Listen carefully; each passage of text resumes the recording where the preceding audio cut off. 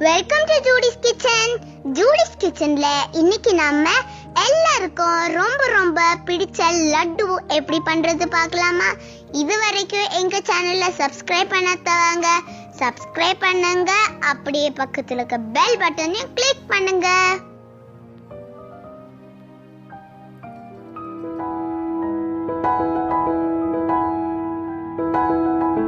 இந்த லட்டு பண்றதுக்கு measuring cup அளவுல 2 கப் கடலை மாவு எடுத்திருக்கிறேன். இந்த 2 கப் கடலை மாவுக்கு இதே கப்பாலேயே 2.25 கப் சர்க்கரை எடுத்திருக்கிறேன். கிலோ அளவு உங்களுக்கு மெஷர்மெண்ட் வேணும்னா நான் இந்த வீடியோ கீழே டிஸ்கிரிப்ஷன் பாக்ஸ்ல போடுறேன், நீங்க பாத்துக்கோங்க. ஃபர்ஸ்ட்ல நம்ம சர்க்கரை பாகு பண்ணிடலாம்.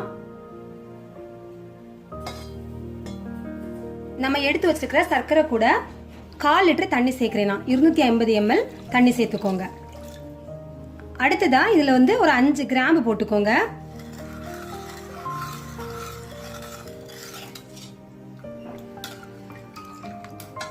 இப்ப இதை நம்ம ஒரு கம்பி பதம் பாகு வர்றது வரைக்கும் இதை நல்லா கொதிக்க வச்சிடலாம்.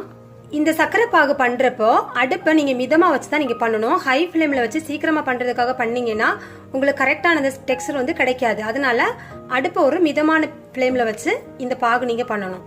இப்ப நம்ம சர்க்கரை பாகு ரெடி ஆகுற டைம்ல எடுத்து வச்சிருக்கிற இந்த கடலை மாவை சலிச்சு எடுத்துடலாம். இப்ப இதுல ஒரு பிஞ்சளவு சோடா உப்பு சேர்க்கலாம். அப்புறமா எல்லோ ஃபுட் கலர் நான் சேர்க்கிறேன். இதுல உங்களுக்கு இந்த கலர் வேண்டாம்னா மஞ்சள் பொடி கூட சேர்த்துக்கலாம். ஒரு வாட்டி இந்த மாதிரி நல்லா மிக்ஸ் பண்ணிட்டு அப்புறமா நம்ம தண்ணி சேர்க்கலாம்.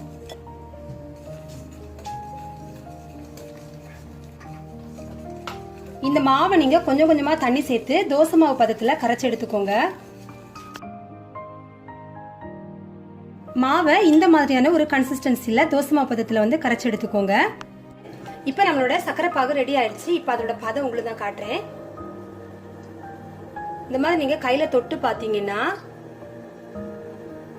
லைட்டா ஒரு ஸ்ட்ரிங் மாதிரி வரும். 2 விரலுக்கு நடுவுல ஒட்டி பிடிக்கிற மாதிரி வரும். இந்த அளவு தான், இதுதான் கரெக்டான பதம். சரியா? இது ஒரு கம்மி பதம் சொல்லுவோம். நம்ம பதம் வந்ததுமே நம்ம போட்டிருக்கிற இந்த கிராம்பு எடுத்துடலாம். ஏன்னா அதுல ஃபிளேவர் நமக்கு இறங்கி இருக்கும். ஆனா இது வாயில கடிபடிச்சா நல்லா இருக்காது இல்லையா? அதனால இதை எடுத்துடலாம்.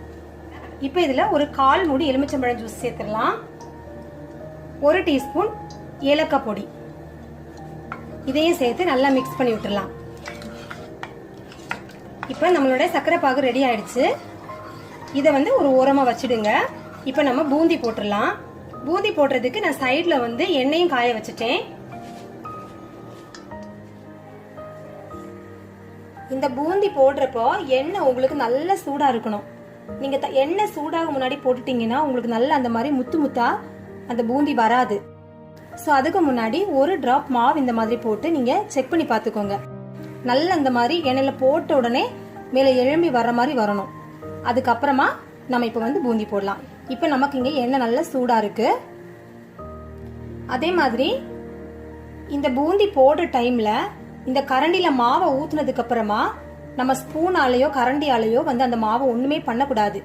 அப்படியே இந்த மாதிரி லைட்டா தட்டி தான் விடணும். அப்படியே அதில் எவ்வளவு உதிர்ந்து விழுதோ அந்த மாவை மட்டும் நம்ம ஃப்ரை பண்ணி எடுக்கணும். அப்பதான் உங்களுக்கு எல்லா பூந்தியுமே ஒரே மாதிரி ஈவனா கிடைக்கும். பூந்தி போடக்கூடிய டைம்ல நீங்க அடுப்பு நல்ல ஹை ஃபிளேம்ல வச்சுக்கோங்க.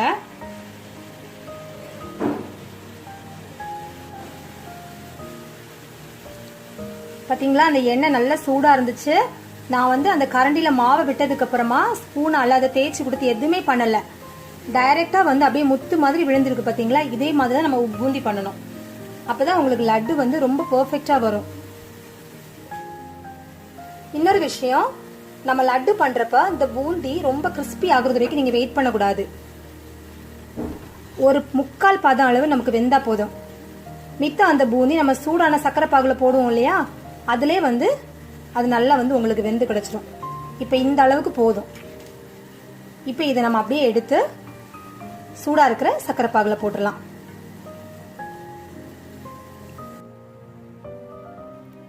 எண்ணெய் நல்லா வடிச்சதுக்கு அப்புறமா இப்ப நம்ம பாகுல போட்டுடலாம்.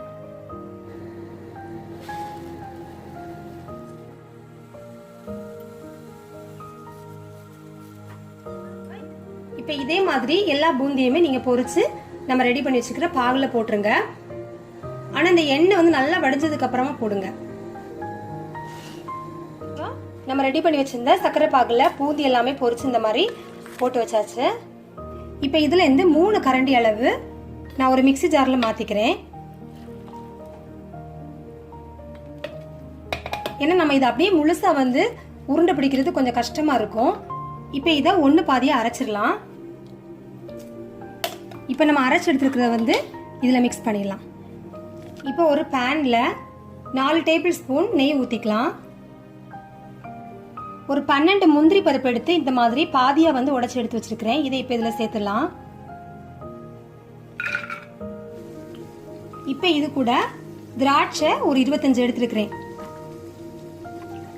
நம்ம எடுத்துக்கிட்ட மாவு அளவு பார்த்தீங்கன்னா கிட்டத்தட்ட 25 லட்டு நமக்கு வரும். ஸோ அந்த அளவுக்கு ஒரு லட்டுக்கு ஒரு முந்திரி பருப்பு ஒரு திராட்சை அந்த அளவில் நான் எடுத்துருக்கிறேன்.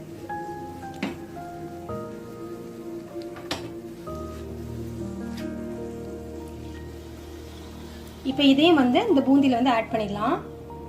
இதை ஆட் பண்ணதுக்கு அப்புறமா நல்லா மிக்ஸ் பண்ணிடுங்க. நம்ம அரைச்சி வச்சிருக்கிறோம் இல்லையா, அந்த பூந்தியும் இந்த நெய் முந்திரி எல்லாம் சேர்ந்து நல்லா ஒரு வாட்டி மிக்ஸ் பண்ணிடுங்க. இப்போ எல்லாத்தையும் மிக்ஸ் பண்ணதுக்கு அப்புறமா இந்த கரண்டியால நல்லா அழுத்தி விட்டுருங்க. நல்லா டைட்டா இந்த மாதிரி அழுத்தி விட்டு இதை வந்து 1 மணி நேரம் அப்படியே நம்ம நல்லா டைட்டா மூடி வச்சிடலாம். அப்போ உங்களுக்கு வந்து அந்த சக்கரை பாகு நல்லா பிடிச்சி நல்லா சாஃப்டா நல்லா ஜூஸியா இருக்கும் அந்த லட்டு உங்களுக்கு பிடிக்கிறதுக்கு.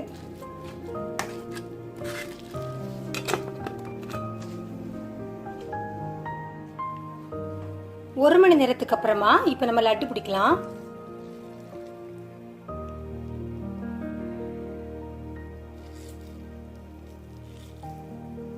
இப்ப இந்த லட்டு பிடிக்கிறதுக்கு ஒரு மிதமான சூட்ல இருக்கு.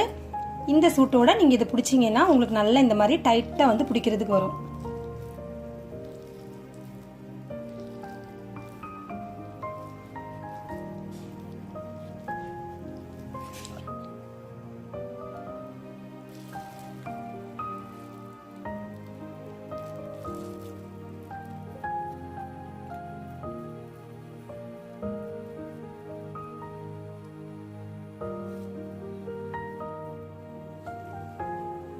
இப்போ 25 லட்டு வந்து ரெடி ஆயிடுச்சு. சூப்பரான ஜூசியான ஒரு 10 நாள் வச்சதா கூட உங்களுக்கு இதே மாதிரி ஜூசியா இருக்கும் இந்த லட்டு. இந்த ரெசிபியை நீங்களும் ட்ரை பண்ணி பாருங்க. இந்த வீடியோ உங்களுக்கு பிடிச்சிருந்துச்சுன்னா லைக் பண்ணுங்க, ஷேர் பண்ணுங்க. இந்த வீடியோ பத்தின கமெண்ட்ஸ் எனக்கு போஸ்ட் பண்ணுங்க. தேங்க்யூ.